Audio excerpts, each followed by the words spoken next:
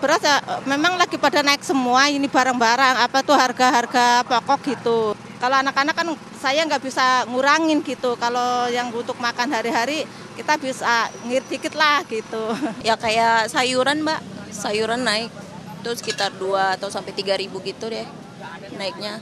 Ya dari yang tadinya sekitar 10.000 bisa naik jadi 15.000. Kalau aku ngakalinnya itu belanjanya per seminggu sekali Mbak. Jadi kalau tiap hari itu kan kelipatannya lebih banyak gitu. Jadi ngakalinnya seminggu sekali. Ya itu dia tadi suara dari masyarakat pemirsa bagaimana kemudian kenaikan dari komoditas pangan ini bahkan 30-50%. Langsung ke Pak Arief menjawab pertanyaan dari masyarakat kemudian juga dari Pak Mansuri menghadapi kenaikan harga pangan seperti ini seperti apa? Terima kasih Mbak. Yang pertama kita bicara masalah ketersediaan. Jadi hari ini nomor satu adalah ketersediaan. Jadi availability stock itu menjadi yang terpenting. Baru kita bicara masalah harga. Tadi Pak Antoni, Pak Mansuri sampaikan beberapa komoditas harganya naik, memang. Jadi memang naik. Ya memang kita harus sampaikan bahwa ini naik. Karena variabel-variabel cost yang ada saat ini semua naik. Ya. Kita urut ya. Sampai terbentuknya harga komoditas. Yang pertama ya, sewa lahan. Yang kedua hari orang kerja. Yang ketiga fertilizer. Yang keempat BBM naik. Jadi kalau ongkos-ongkos itu naik, variabel-variabel cost itu naik, nanti silakan Pak Antoni jelaskan juga, bantu jelaskan. Kalau komponen-komponen itu naik, kemudian harga tidak naik, ya kan nggak mungkin. Nah sekarang bagaimana peran pemerintah? Sehingga tadi saya sampaikan nomor satu adalah availability stock dulu, ketersediaan dulu. Ya, satu-satu, beras. Ya, beras itu di awal tahun pemerintah Pak Presiden menyetujui kenaikan harga beras akibat ada penyesuaian-penyesuaian yang saya sampaikan tadi. Sehingga naik 20%. Itu awalnya. Ya. Kemudian yang kedua, panen di semester 1 itu 70%. 30% ada di semester 2. Yang ketiga, penghitungan kita sudah sangat cermat mengenai availability stock. Sehingga di awal tahun, kalau Mbak semua ingat, Pak Mansuri, saya sebagai Kepala Badan Pangan Nasional menghitung tentunya dengan KSA, ya, kerangka sampel area dari Bulog, kita hitung secara cermat, kita memerlukan sekitar 1,8 juta ton additional ya, stok yang harus diadakan dari luar negeri. Pada waktu itu Pak Antoni semua polemik ya. Kok waktu panen raya kita memasukkan barang. Panen raya memasukkan barang itu enggak common. Semua orang menyerang ya, terutama saudara-saudara kita yang berkaitan dengan pertanian yang di hulu. Waktu itu saya menjawab ya, ada salah satu ekonom juga di sini. Kita pemerintah akan melakukan importasi secara terukur. Yang kita garansi adalah harga di tingkat petani tidak turun. Kemudian Pak Presiden dalam rapat terbatas menyetujui untuk melakukan importasi sebesar 2 juta ton. Ya, jadi kalau disampaikan pemerintah tidak menyiapkan, salah.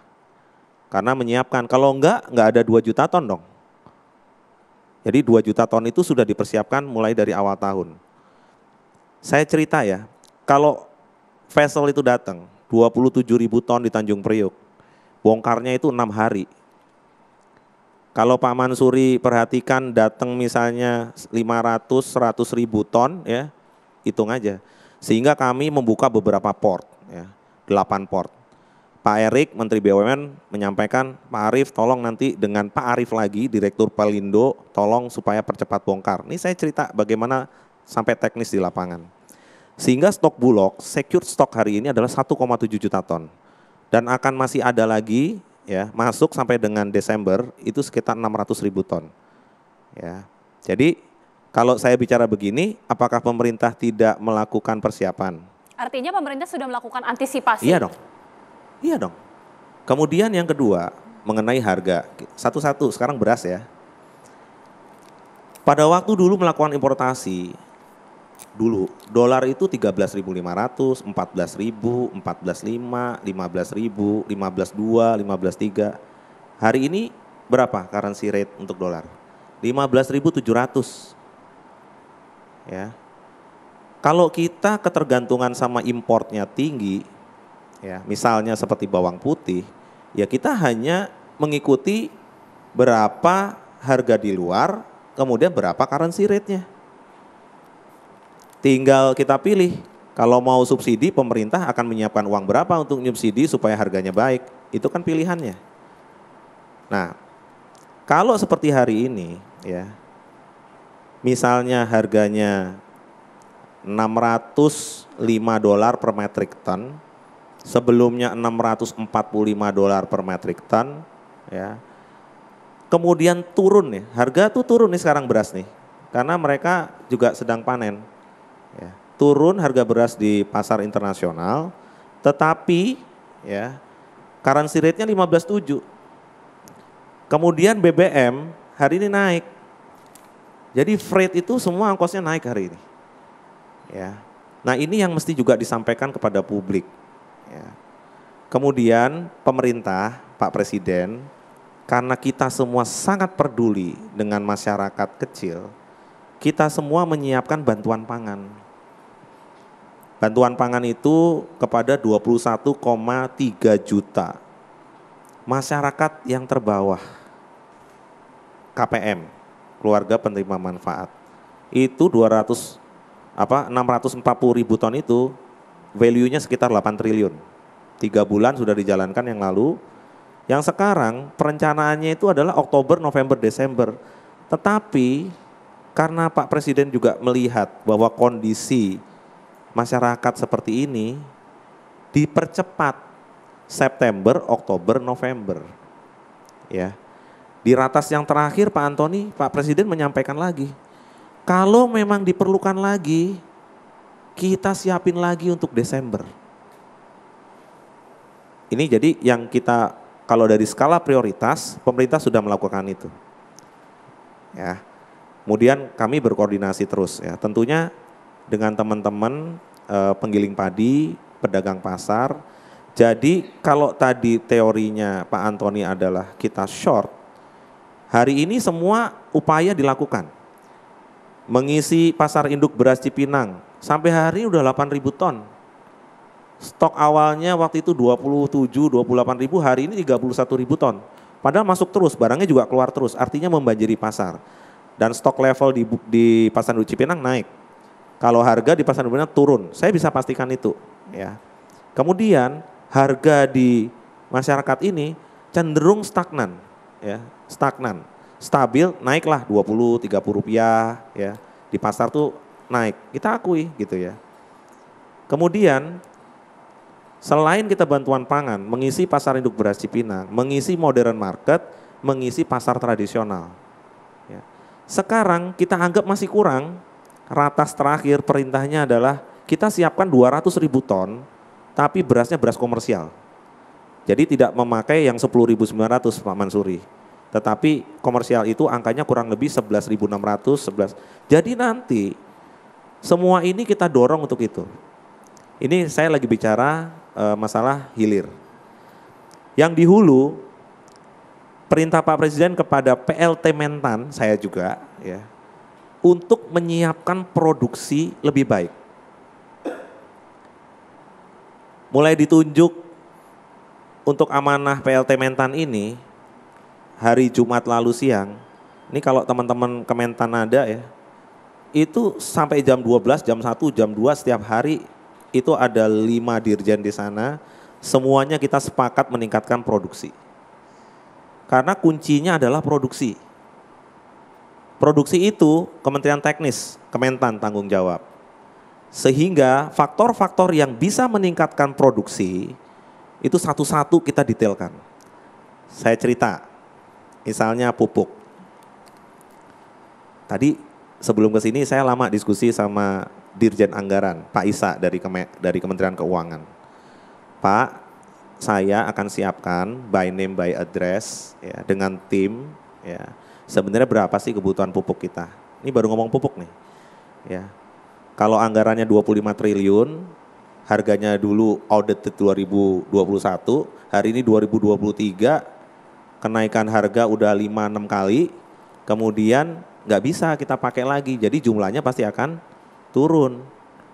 Dengan rupiah yang sama 25 triliun, kenaikan harganya tinggi, maka volume pupuknya akan turun.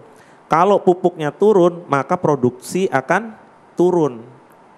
Jadi logika-logika seperti ini yang saya sampaikan, ya. Dan ini harus dijelaskan. Hari ini pupuk kimia belum bisa digantikan oleh yang lain. Ya, ini semacam kalau obat ya ekstrak gitu ya. Setengah kol sayur mungkin hanya jadi 1 pil gitu ya, karena ekstrak. Nah, pupuk kimia itu seperti itu. Ya.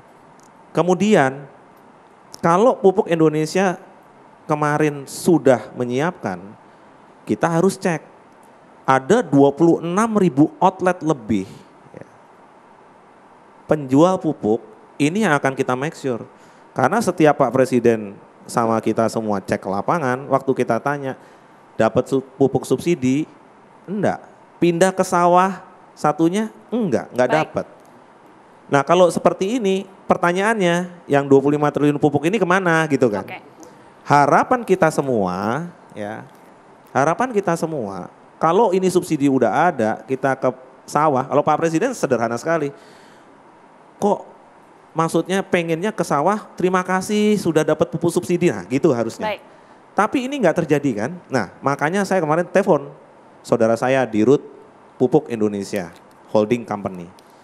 Saya minta beliau nanti setelah mungkin kembali dari Bangkok ya, untuk memastikan.